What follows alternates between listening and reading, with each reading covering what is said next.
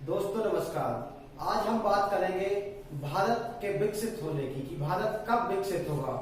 तो मुझे नहीं लगता कि भारत मेरे देखते या आपके रहते विकसित हो पाएगा, क्योंकि भारत की राजनीति इस प्रकार से व्याप्त है कि वह भारत को हमेशा खोखला करने में लगी हुई है। भारत का यदि बजट की बात करें तो जिन क्षेत्रों में भारतीय सरकार को बजट ज्यादा रखना चाहिए उनमें केवल नाम मात्र का बजट सरकार रखती है। जैसे आप उद्योग की बात करें तो उद्योग में मात्र 27,000 करोड़ का बजट दिया। शिक्षा व्यवस्था पर बात करें तो शिक्षा पर केवल 69,000 करोड़ का बजट दिया है। इसके बाद यदि स्वास्थ्य पर की बात करें तो स्वास्थ्य पर भी बिल्कुल कम बजट दिया है। मतलब ये है कि जिन क्षेत्रों में हमें ज्यादा बजट रखकर अच्छे से काम करना चाहिए उन पे ही भारत सरकार फोकस नहीं कर रही है।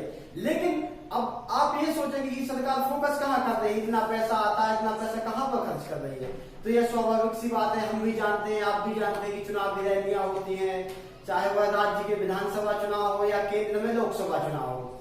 जैसे कि पिछले आंकड़ों की बात करें तो 2000 से आंकड़े लेते हैं कि या 1998 से आंकड़े लेते हैं कि पहले चुनाव में कितने खर्च हुए। तो यदि 1999 की बात करें तो 1999 में केवल लोकसभा चुनाव में 9,000 करोड़ रुपए खर्च हुए थे।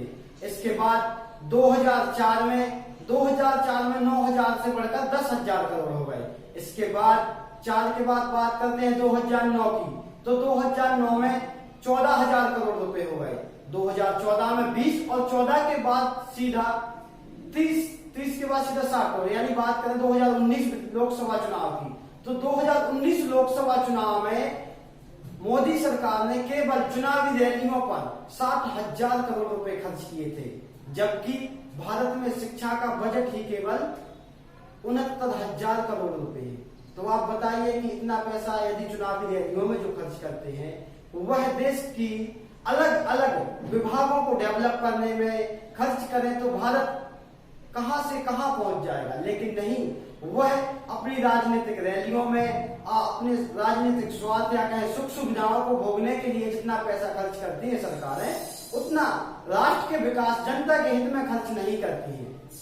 इसके अलावा अगर हम बात करें अन्य देशों की जो डेवलप कंट्री है, जैसे अमेरिका हुआ, चीन भी हुआ, रूस भी हुआ, तो केवल अमेरिका का 62 बिलियन डॉलर शिक्षा का खर्च है, यानी 62 लाख करोड़, जितना भारत का कुल बजट नहीं है, क्योंकि भारत का इस बार का कुल बजट 27,80,000 करोड़ रुपए है। तो जब अमेरिका जैसे डेवलप कंट्री किन किन क्षेत्रों में ज्यादा इन्वेस्ट करती है, स्वास्थ्य पर कितना कर रहे हैं, शिक्षा पर कितना कर रहे हैं, तो उनके हिसाब से हमें भी उन क्षेत्रों में ज्यादा खर्च करना चाहिए जिससे भारत की नींव मजबूत हो। यदि हम आज बात करें कि भारत में यदि कोई इंजीनियर पढ़ लिख कर, क्योंकि वैसे हम यही मानते हैं कि भारत में कोई पढ़ाई सस्ती नहीं है, पढ़ाई सस्ती नहीं है, लेकिन उसका पैकेज बहुत सस्ता दिया जाता है। यदि आप इंजीनियर की बात करें तो इंजीनियर की कोर्स करने में, कंप्लीट करने में डिग्री 7 से 8 लाख रुपए खर्च हो जाते हैं, लेकिन उसको सालाना पैकेज महज 12,000 रुपए दिया जाता है। तो आप कैसे सोच सकते हैं कि कोई भारत का पढ़ा लिखा इंजीनियर, भारत के किसी भी अच्छी सी यूनिवर्सिटी में पढ़ा लिखा, वह इंडिया के अलग राज्य में कैसे जॉब कर सकता है। उसका जितना पैसा खर्च हुआ है वह भी यह चाहता है कि हम हर साल 8 से 10 लाख का पैकेज लें, पर यह भारत में मिलना संभव नहीं है। या आप डॉक्टरों की सैलरी करें या आप अदर क्षेत्रों में बात करें, चाहे आप ऊर्जा ले लें, संचार ले लें, किसी भी क्षेत्रों में यदि आप गवर्नमेंट एम्प्लॉय की बात करें तो हमारे भारत सरकार उतना पैकेज नहीं दे पाती है जितना कि उसको उस क्षेत्र में पढ़ाई करने में पैसा खर्च हो जाता है। तो अब हमारे लिए यह जरूरी है कि हमें काम को किस तरीके से करना है।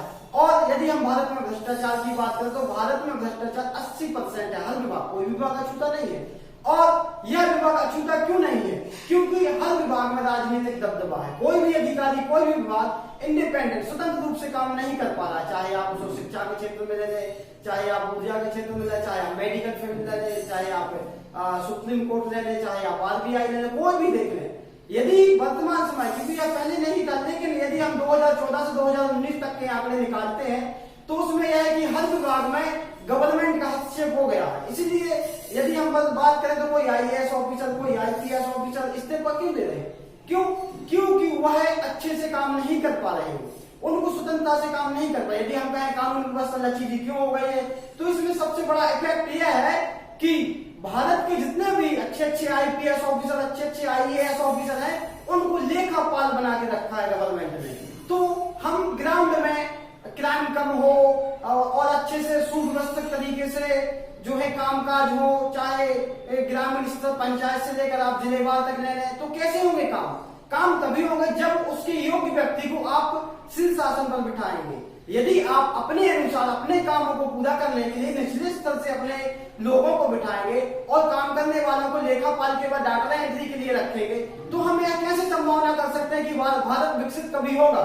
मैं तो नहीं मानता कि भारत कभी विकसित हो सकता, क्योंकि भारत की राजनीति ही भारत को खोखला करने में अहम योगदान दे रही है।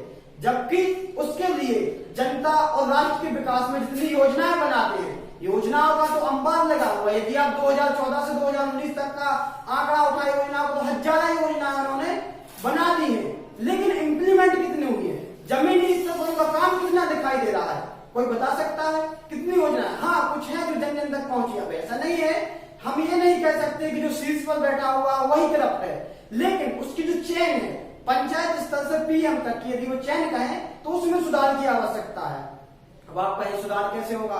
तो सुधार एक तो जनता भी कर सकती है, वह जागरूक होकर कर सकती है। क्योंकि यदि मुझे या आपको काम निकालना है या मेरा काम हो जाए तो हम केवल स्वार्थवादी बनकर काम करा लेते हैं या पैसे देकर या कुछ संबंधित स्थापित करके। लेकिन क्या वह कहां तक सही है? इसके पीछे यदि हमारा काम या आपका काम हो जाता, लेकिन वास्तव में जो उसका हकदार है या जो गरीब है, जो सक्षम नहीं है, वह कैसे करा पाएगा? तो हम कैसे कह सकते हैं कि हम वास्तव में कम समय में डेवलप हो सकते हैं? मुझे उम्मीद नहीं है।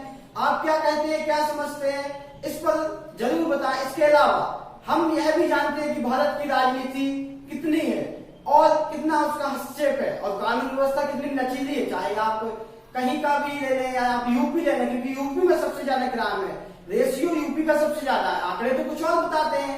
यदि आंकड़े कहें तो योगी सरकार के आने से आंकड़े तो ये कहते हैं कि 80% क्राइम यूपी में कम हुआ है, लेकिन जमीनी हकीकत जाए तो पर डे मर्डर हो रहे हैं, पर डे वहां पर रेपिस्ट बढ़ रहे हैं। तो यह क्या अभी भी यूपी सरकार है?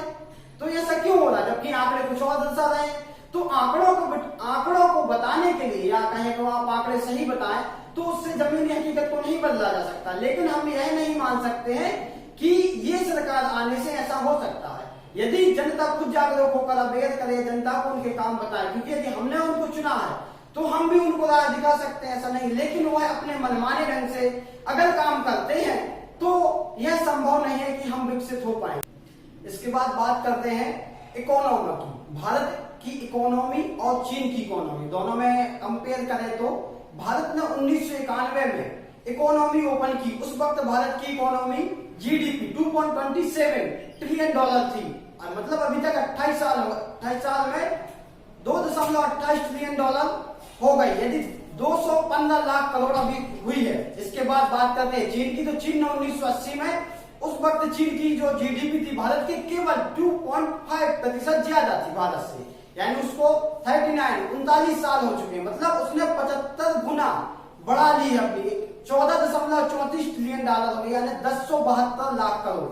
तो आप कहते हैं कि यह कैसे संभव? उसने अपना फोकस जो है इलेक्ट्रॉनिक मार्केट पर किया, जबकि हमारा फोकस केवल पॉलिटिकल पार्टियों पर रहा। पार्टीगिरी 75 के बाद से यदि कहें तो राजनीति में सियासी हलचल इतनी आएगी, हर 2 साल 3 साल में पार्टियां गिरी, बनी, फिर सरकार गिरी, फिर तो चुनावी सबसे ज्यादा खर्चा वो इसी पर होता। राजनेताओं की हत्याएं, उसकी कमेटी, उसकी जांच हुई, तो सबसे ज्यादा यदि बात करें तो सबसे ज्यादा हमारा पॉलिटिकल फंडे पर खर्च हो रहा है। उसके इन्वेस्टिगेशन, क्राइम, कुछ भी कहें तो हमारा पूरा पैसा राजनीतिक स्वार्थ में हमारा जा रहा है। इसलिए भारत अभी तक विकसित नहीं हुआ। जबकि चीन ने अपनी, भारत की यदि हम दूसरे क्षेत्रों में बात करें तो चीन अपने ऐपों के माध्यम से उतना पैसा कमा लेता है, या कहें तो चीन के द्वारा जो कंपनी जो ऐप बनाती है वह इतना पैसा कमाकर चीन सरकार को देती है जितनी भारत की अभी इकोनॉमी नहीं, या कहें तो जीडीपी भी नहीं है। इस साल का बजट यदि 27 लाख करोड़ से ज्यादा है, तो केवल एक एप्लीकेशन वहां का चीन का इससे ज्यादा मुनाफा कमा के चीन को देता है। तब हम यह कैसे ना कहें कि चीन भारत की अपेक्षा बहुत ज्यादा है, और हम कंपेयर करते हैं भारत की अमेरिका से, तो यह कैसे संभव? जबकि अमेरिका का अलग अलग बजट है। यदि अमेरिका की बात करें तो वह केवल कृषि पर 51 लाख करोड़ रुपया खर्च करता है, और इसके अलावा रक्षा पर भी इतना ही पैसा खर्च करता है। तो जब हमारा बजट ही 27 लाख करोड़ है और हम बात करते हैं अमेरिका से कंपेयर की बात करते हैं, तो ये कैसे संभव, जबकि भारत तो कृषि प्रधान देश है। जब कृषि प्रधान देश है भारत, तो हमारे लिए तो बहुत ज्यादा पैसा खर्च करना चाहिए, जबकि हम ग्रामीण विकासों में और कृषि पर बात करें तो कृषि पर हम 93,000 करोड़, केवल 93,000 करोड़ रुपए कृषि पर खर्च कर रहे हैं। तो हम कैसे कह सकते हैं कि ग्रामीण से उठकर भारत एक शहरी लेवल पे छोटा उद्योगपति बन जाएगा या लघु उद्योग से बड़े उद्योग में प्रवेश कर, हम कैसे कह सकते हैं? यदि आपको अपना बजट ही नहीं दे रहे हो, अपना पैसा ही नहीं दे रहे, तो आप कैसे कह सकते हैं? और इसके बाद उद्योग की विकास करें तो उद्योग के लिए आप केवल 27,000 करोड़ रुपए दे रहे, तो ये कैसे कह सकते हैं कि आप लघु उद्योग के लिए ज्यादा पैसा दे रहे हैं?